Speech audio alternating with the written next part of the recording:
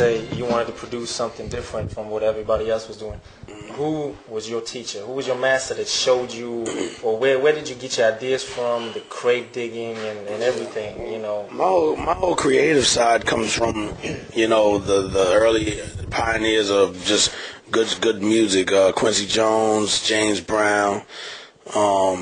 So it's not really hip-hop artists? Not at that time, no. Not from that. It was just really James Brown, number one. Like, just the way he danced, the way his music was just so funky, and just his arrangements, and he just had so many records. Prince, big influence. You know, on the hip-hop side, and George Clinton, you know what I'm saying? Major. Yeah, Parliament, Boosie's Rubber Band, everything. Then when it came to hip-hop production, I was really into King of Chill. He produced MC Light, Audio 2, The Alliance. And he's the one that taught me how to work the equipment that I use now. So I used to go to his house when I moved to Brooklyn, because he went to school with Gordon, who I moved in the house with. So they were high school buddies. So you know, he taught me how to work the S950 Akai sampler, which was the sampler that Marley Marl was using. So when I saw Marley Marl, as far as hip hop production, Marley Marl was the number one. Number one. He's the James Brown of hip hop. You know, yeah.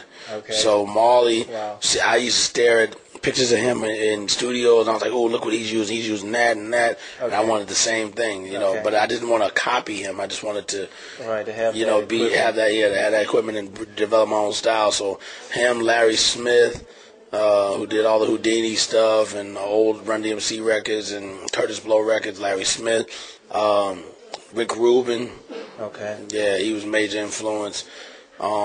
You know, of course, the Bomb Squad, Hank Shockley, and you know, all of them, you know, G Wiz and you know, that whole squad. They were part, you know, part of, but they had come a little bit later. But Marley Marl just totally changed the whole hip hop game upside down. So all of them combined, from Prince to Quincy Jones, James Brown, George Clinton, Larry Smith, Rick Rubin, Marley Marl, and the Bomb Squad, pretty much developed my Now, when you was spinning records and making mixtapes, what kind of records were you spinning there, and how was it? Because right now we know Houston is a big hip hop scene, and screw music and all that stuff coming from there. But I guess in the mid '80s, how much did from New York? Because that's what I guess was coming from. During the '80s, everybody was influenced by New York. You know, everybody, Scarface, the Ghetto Boys. You know, and then some of their members were from New York and New Jersey. You know, Reddy Red and all of them. You know, and Peter Parker. You know, he was from Brooklyn, so they always had New York. You know, elements, and not only that, that was the only guy that anybody had at that time. Even the West Coast, you had to study where the style came from, which was New York at the time.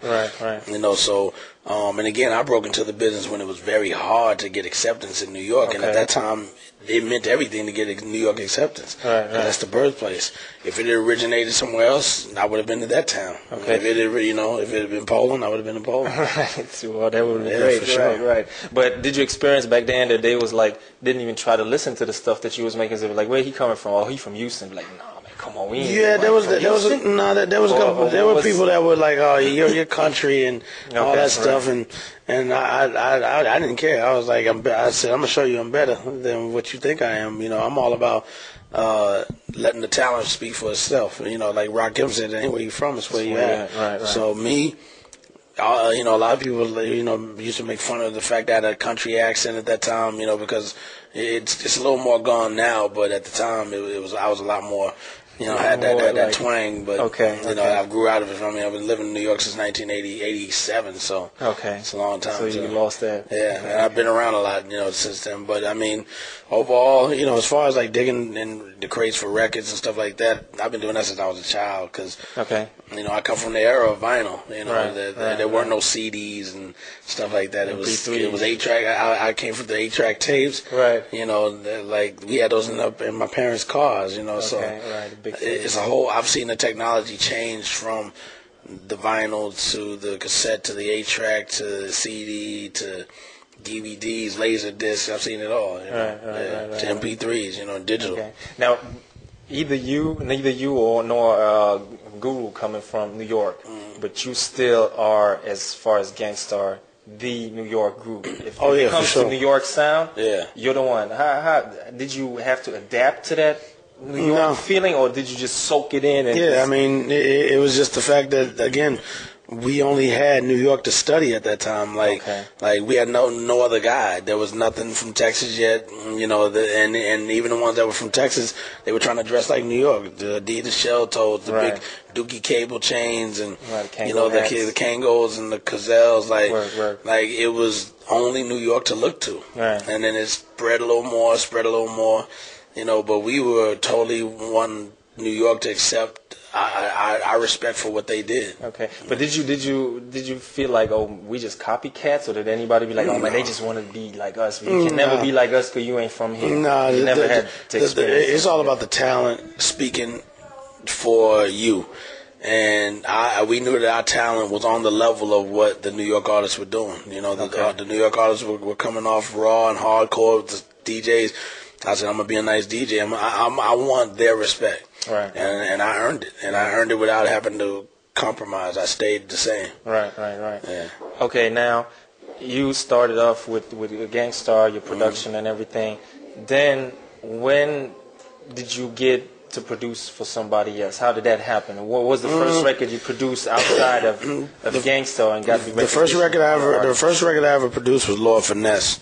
Funky Technician album. Okay. But he was also, his demo actually made it to Wild Pitch Records when my demo did. And Guru used to go through the demo tapes, and those are the two that he was into. Okay. My demo and Lord Finesse. Okay. So Guru had a major influence on Lord Finesse getting signed. Wow, okay. Yeah, so, but as far as when people started to take notice, it was Ice-T. Ice-T had me do a remix to the Lifestyles of the Rich and Infamous. Okay. And once I did that, it got a little play, and then from there I got a call from KRS